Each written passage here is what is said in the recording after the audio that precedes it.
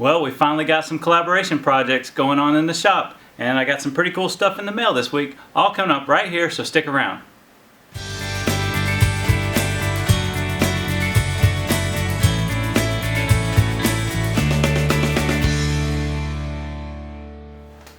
Well, hello everyone. Today is Friday, June 9th. Welcome to another edition of Shop Talk. My name is Mike, and I'd like to welcome you to my shop. So, as you can see, I've got a guest woodworker, YouTube content creator in the shop. And so I'd like to introduce Daryl Jones of Dreadknot Woodshop. Welcome, Daryl. Hi. So Daryl and I have been in communication for quite a long time, and we've been talking about doing some collaboration projects together. He also lives in the state of Florida, and so Daryl has graciously agreed to come up and stay with me for a couple days and working here in the shop. And so we're going to talk a little bit about some of those projects. But before we do that, I'd like to share some of what I got in the mail this week. So Josh at SoCal Woodshop had posted something on Instagram about he had some more shirts, and so got in touch with Josh and we worked out a shirt swap. And so Josh sent me this really nice t-shirt. It's super soft. I love the shirts he's using, and a sticker. So just wanted to say thank you to Josh, and I appreciate the swap. Yours is on its way to you. Also got a really nice card, note, and sticker from Daniel at Rise Woodworks. And so I'm really digging his stationery. I'm kind of thinking about maybe getting some stationery myself with my logo. So it's I like getting the notes, because for me that's a way to network and get to know the other woodworkers more so than just swapping a sticker. So just wanted to thank you, Daniel, for the sticker swap and the nice note. And got a sticker from Rich. Let's see, can't remember Rich's last name. Rustic Designs by Rich, another Canadian woodworker. So thank you, Rich. Yours is in the mail to you as well. Vance Custom Woodworks. So Rob Vance, Vance Custom Woodworks. You should be able to kind of see that through the paper there. So appreciate that, Rob. And Rob at Deckert Woodworking. I think that's right. Rob sent me a nice note and a couple of stickers, so wanted to thank him for that. And then Brian at Ruse Workshop. I hope I'm not messing that up, Brian. Brian was just wow, super generous. He heard that I was getting into wood turning, kind of going down that rabbit hole. More on that in just a minute. But Brian has been working on some different types of pin blanks and things, and so he sent me these really awesome pin blanks. I think this kind of looks like walnut or some form, maybe. Yeah. Definitely some kind of spalted wood there. I'm not sure exactly. And what did you say you thought that was? I think it's ash. Looks like, yeah, it's pretty light. And they seem like they've been stabilized in some way, because there's definitely some voids that have been filled with some epoxy, and this is maybe some kind of burl wood there that's got some epoxy fill in it as well, and maybe for like a bottle topper or something there. And I like how he left that clear at the top, and then there's some pigmenting red in the transition. So Brian, thank you so much. That was really thoughtful and generous of you. I'll definitely put those to work. I'll probably have a lot of practice to do before I get to use those. But so Daryl is obviously into wood turning. If you've watched any of his videos, he's done quite a bit in that arena. And Daryl was super generous to offer to give me an old lathe that he got started on. And so he brought that up with him, as well as a host of other things. Man, it was like Christmas in June last night when he arrived. And so I'm just so thankful for that. I wanted to say thank you for that. So one of the projects that we're working on is kind of designing some sort of stand cart for the lathe to mount on, and kind of talk through some of the ideas that we've discussed here. Yeah.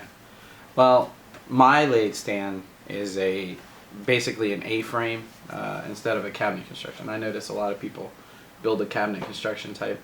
I decided to go with an A-frame because the lathe was bucking all over the place when I originally got it. It was just on a 2x6, right. And it had a little hinge thing on the back for the motor, and for tensioning and yeah. And it was basically using the weight of the motor, you know.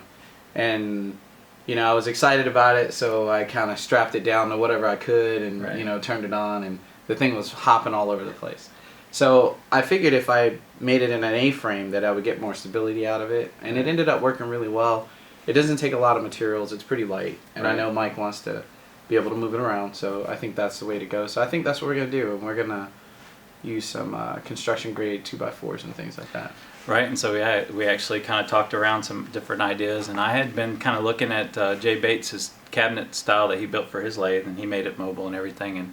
And before talking with you, I was kind of set on, or kind of thinking that was the direction that we'd go with it. But after Daryl talked through some of those design concerns and questions about, you know, how he designed his, it made sense to try to go that route. And really, it works out well with the material that I have here on hand. So that's kind of the path that we're going to go. We'll try to introduce some means of maybe like a kick plate or something that would raise it onto some casters, because I do have some locking casters. But I think you're right, with the weight of the cart sitting on the floor would be the most best approach as far as stability. I like the A-frame design. It sounds like over time it would actually kind of even help kind of stabilize it. Yeah. As things kind of settle in. So that's the direction we're going. In general, we've got a list of projects, so won't get into every one of those. We'll be filming quite a bit over the next couple of days, and hope to get just through as many as we can. Like one project, you've seen the joiner. If you follow me on Instagram, I've posted pics way back of the joiner that I purchased. I believe I did.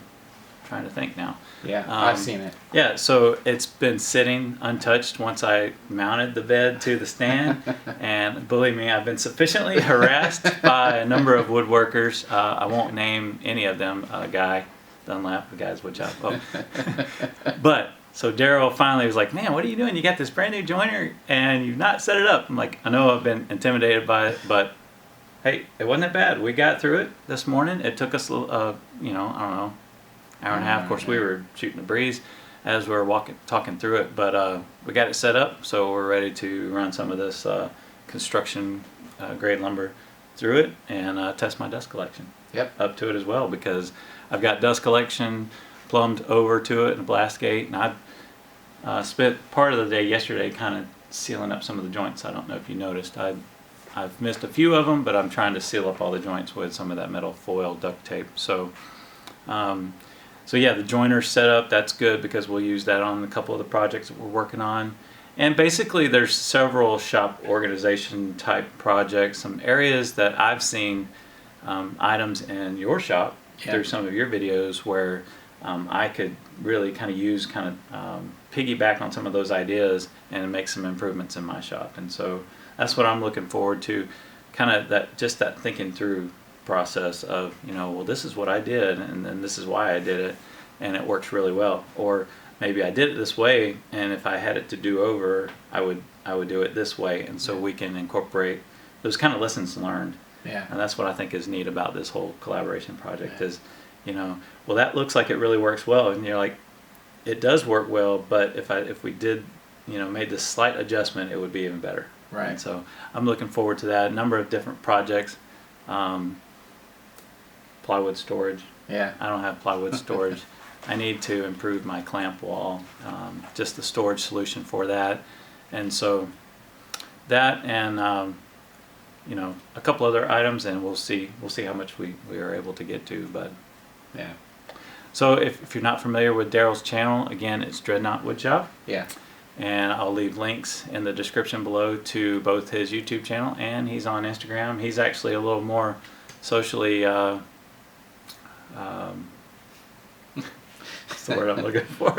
It's probably not the word I'm thinking about. I was thinking inept, but okay. He's a little more socially adept than I am. He's out there a lot more than I am. But so I'll at least leave links to his YouTube channel as well as his Instagram feed. Yeah. So go give him a follow, subscribe to his channel, and just look forward to some of our collaboration projects.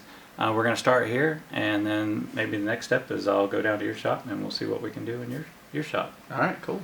So that's about all we have for you. Let's, if you like this update, please push that thumbs up button. And if you haven't subscribed, go ahead and do so now, because for one, we got collaboration projects that are going to be coming down the pike, as well as other shop projects, shop talks, some of the tool segments. We're not going to do one today.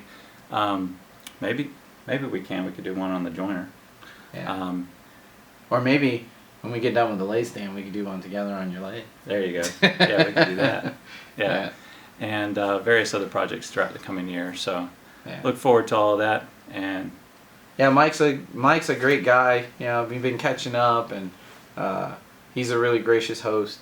You know, and so far I'm really enjoying my time here, and you guys definitely should follow him. He's a good guy to follow, and he makes some really nice stuff. I haven't seen most of it until I got here, but I'm gonna try to encourage him a little bit too. I'm gonna try to encourage him to share more with us out there in cyberspace. So yeah. Yeah, and I'm really looking forward to getting my shop kind of set up, and so I can really start doing more.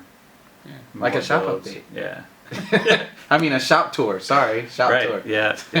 So I'm building up to that with the tool segments, kind of building up to that, because I'll probably use some of that footage. Yeah. And so with that, let's roll the sticker music. All right.